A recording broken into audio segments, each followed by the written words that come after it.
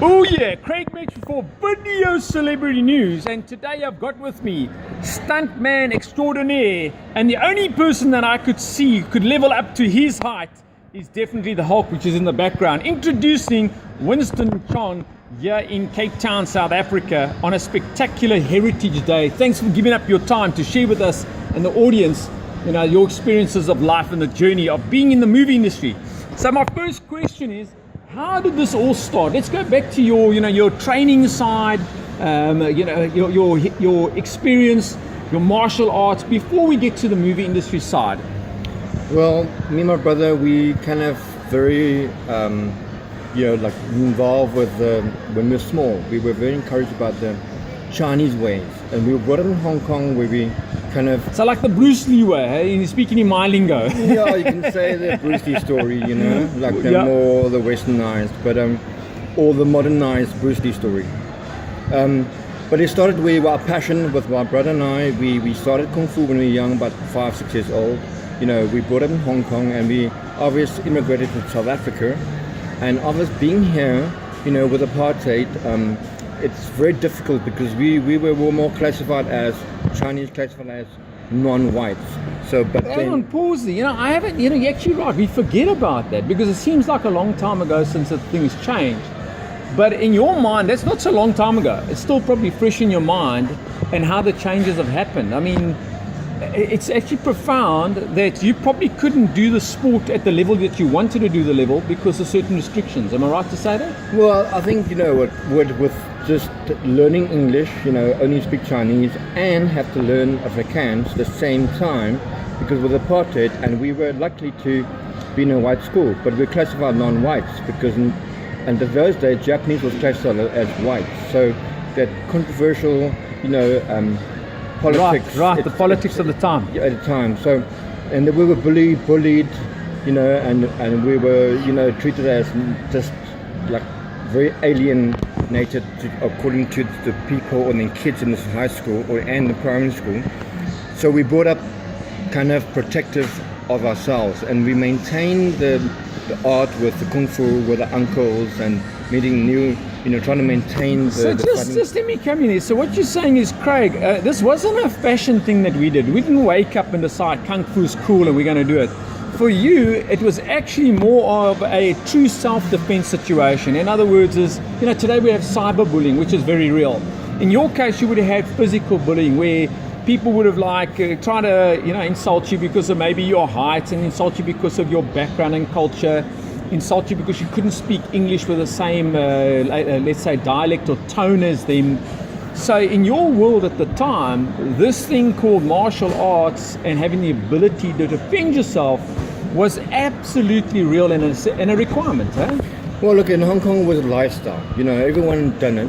There we go. And the thing is, that we believe that we as Chinese, they follow kind of the traditional way, and also it's more the respect, kind of learning, and also the lifestyle and the respect with your uncle, your teacher. So now learning from Hong Kong, being in South Africa, and we were always bullied because we look different, and we are strangers towards the people in South Africa, and especially the apartheid. It just we were outcasted, So we had many fights in primary school and high school, with my brothers, but I was very protective. So whatever happens to my brothers, we stick together, and that's how we kind of build our, understanding and our respect for each other. And then how did that help you guys as you matured to becoming business people? Would that have helped your, in my case, being a business coach and inspirational speaker, I'm always looking at how can I take life's lessons and teach entrepreneurs to apply that. So in your cases, the bond with your family and your brother, did that make a massive impact positively on your business when you went into business? Well, the thing is, look, when we were strangers. We had to stick together.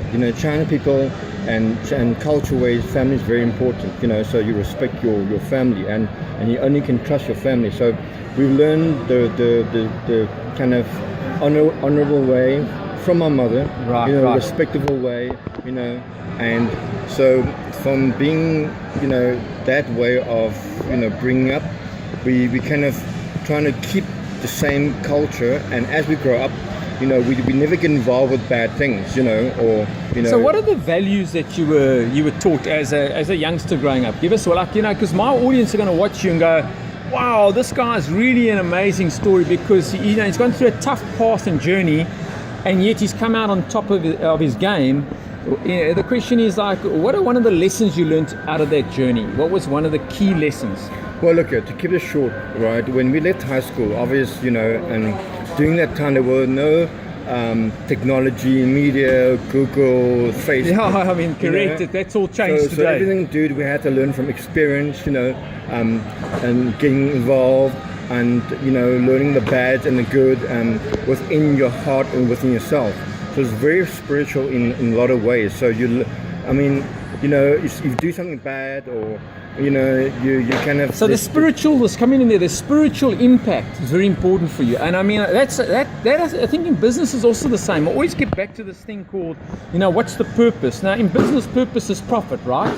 But spiritually speaking, I mean there's such a massive difference in how we approach these things based on our spirituality and our energy. Well, the energy is about humans, about connection. You're not like now where people, it's just honorable, and they shortcut in laziness. When you want to do something and when you want to prove yourself, you have to work hard, and to gain your respect. All right, so we're going to walk out of here slowly. I'll tell you why. I wanted to get that into perspective. We're going to walk together. It's fine. And then let's just ask a few more questions as we head out of here. Just wanted to give them some space. You can see finally I want to get you into perspective. All right, let's do a turnaround together. Isn't it amazing where we're at? Venue-wise. Brilliant venue-wise. Okay, we'll get that as a background. Lighting's also good. So we're going to wrap up on a few more questions. So where do you go from there? Let's bring into account your film industry experience. And tell us currently, what movie have you recently been highlighted in, so that our audience can share that excitement. And let's talk about the stunt side. How did you get in that? So, and let's get it really up to date, current. Okay, well, just quickly, from the beginning, me and my brother were very qualified we're actually masters in Kung Fu, learning from different teachers and masters. That's why I feel safe with you. There's very few people I feel safe with in a public environment. I feel very safe with you. And we traveled and we're trying to, gain more knowledge of everything what we do, especially the martial arts side. And also, when we got involved, when we here, we had to prove ourselves. The Kung Fu has got the techniques and able to protect yourself. So we got involved with bodyguarding and bouncing, to try to utilize and use the techniques that could work and can fight with weapons and more realistically. So now, and eventually, we were demanded to teach people, because they see us, we can utilize the techniques, without strength and power. So we opened a gym called Dragon Power, and then it became I like the name popular. Dragon Power. It's a very cool name. So the gym became very popular. We got involved in the media, and because of the media, we got in, and the whole media's got into the film industry, the modeling industry. So that's interesting. Martial arts, real. Okay, making sure you never get bullied again is real. Then taking that and going, well, listen, how can we convert the physical aspect into something that's creative? And then you've taken it to the virtual element, because movies, we love them. The escapism of a movie is great, but also you also know movies have the potential to certainly influence people on a global basis. And what you've done is taken the physical side and then gone into something really creative, because being a stunt man, as an example, with martial arts, it's physical, but there's also the creative side to it. Well, look, we're lucky. Me and my brother, we were very big and very tall for a Chinese guy. Okay, so pause there. Nobody really knows how tall you are. So I just want to give you scalability. You stay where you are right now. I'm going to do what they call a quick turnaround. There we go. I'll get me in the frame. This is deliberate. Okay, are you ready? To give you a scale, this is me. Okay, and then I want to show you what you actually are dealing with. Okay, to put it into perspective.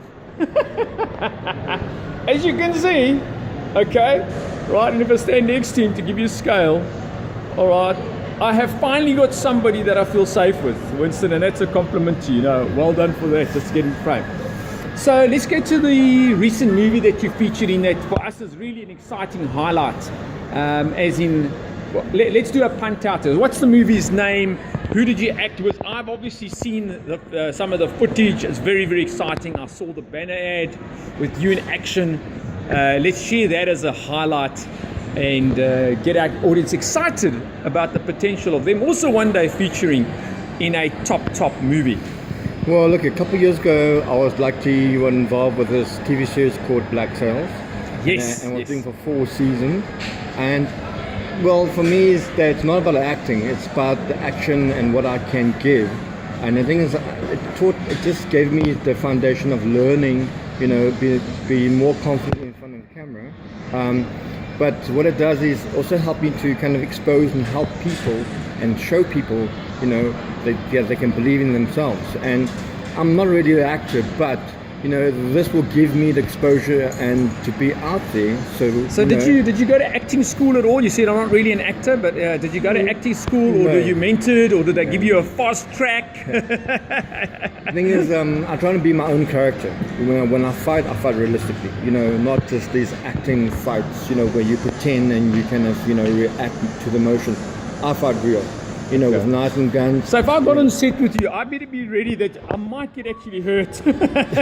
Yeah, or doing a set a bit scared. I thought I kind of don't hold back, And the thing is, and that's what I do. But it doesn't matter if I don't try to memorize movements. I just react. Doesn't matter what happens. But I try to hold back. Yeah, your movies. Full power. You got to hold back a bit. What's the movie that you currently recently featured in? And let's share that with the audience. Well, I just currently came back from Egypt, and I've done a small part. Well, actually, kind of a big fight scene with the main actor. Yeah.